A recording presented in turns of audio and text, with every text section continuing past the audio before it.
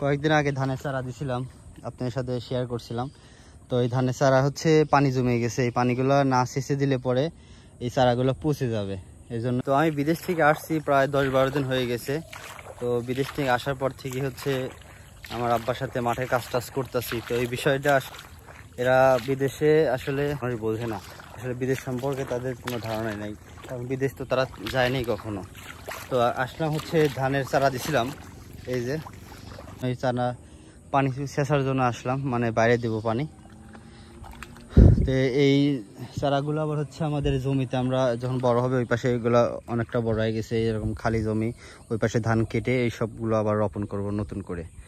তো কৃষকের কাজ, তো প্রবাসের কাজের চাই দেশে কাজ করা অনেক শান্তি, কৃষকের কাজ করলে অনেক শান্তি।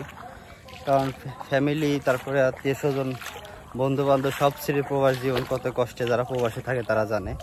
আর প্রবাসে বর্তমান যে অবস্থা, বাংলাদেশ থেকে যারা নতুন যাচ্ছে তারা বুঝবে, এখন যারা দেশে আছে তারা বুঝতে পারবে না প্রবাসের কী অবস্থা।